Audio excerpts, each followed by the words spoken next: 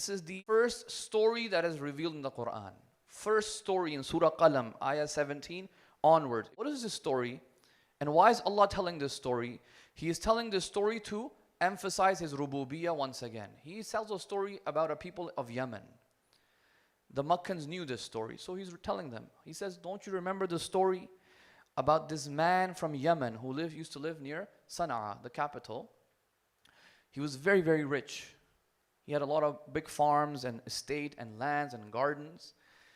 And every year when it was a time for the harvest season to, take out the crops and the vegetables, he would take a certain percentage, maybe 40-50%, and the rest of it he would donate it. He would give it to whoever, the poor people, the needy people of the city. He would basically give it for free. He had some children, sons, and they would be upset at their father. They would say, you're giving too much to them and we're not getting enough. The father says, no, this is from the sunnah of the Anbiya to give zakat, to donate, to give charity. And Allah actually gives us more in return. So the father understood this.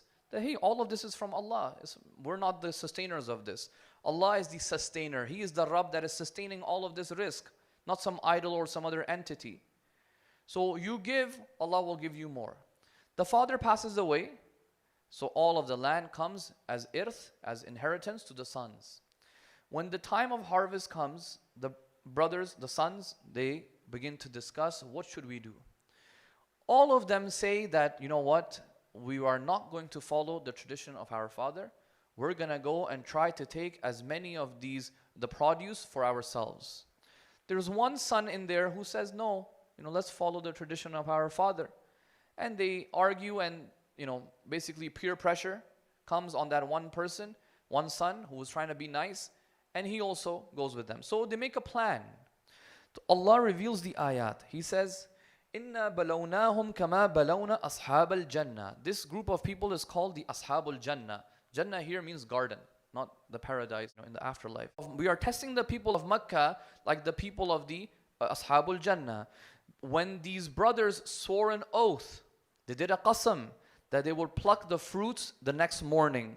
وَلَا يَسْتَثْنُونَ. And they did not even remember Allah subhanahu wa ta'ala in this, because they knew they were doing something wrong. They didn't remember Allah.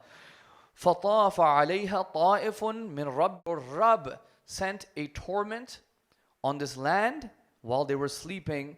فَأَصْبَحَتْ كَالصَّرِيمِ. And the entire land became ashes. And when they woke up in the morning, they said, let's hurry up early in the morning before even Fajr. Let's get there before Fajr, before all the poor people come. Let's go and grab as much as we can. فَلَمَّا رَأَوْهَا قَالُوا إِنَّا لَضَالُّونَ. When they approached their own land, they saw that it was burnt. And they began to doubt whether they were even in the right land. They said, maybe we took the wrong street, the wrong road, and this cannot be our land. Guys, it's a shock. Overnight, your entire estate is finished. So they're willing to entertain that maybe they took the wrong road. But obviously, they looked around. It was the same hills, same mountains, same everything. And they said, no, this is the right place. So they said, no, بَلْ نَحْنُ مَحْرُومُونَ. We are not ضَالُونَ. We're not lost. We have been deprived. قَالَ أَوْسَطُهُمْ. That middle son who had said to them in Sana'a, hey, don't do this.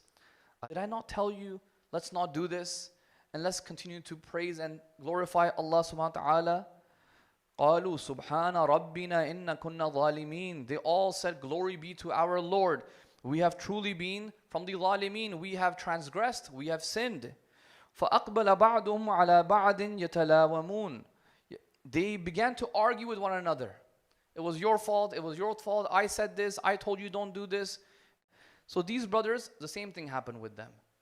They're close. They decided on this together to start to argue. It was your fault, it was your fault. Allah says that, you know what, because they asked for forgiveness and because they repented and they understood the power of Allah, the Lord of the universe, Allah is going to give them something better in return, in the hereafter. Imagine an early Meccan hearing this, who just needs to understand that the entire cosmos and myself and my wealth and my money and my business is being sustained by Allah subhanahu wa ta'ala, the Khaliq. Their mind will, that's why they were becoming attracted to the Prophet. There were many people who were becoming attracted to the Prophet was because they understood, oh, Allah is the Lord, not these idols. That much common sense many people had. Of course, the elites had their paradigm and their systems, and they would create problems.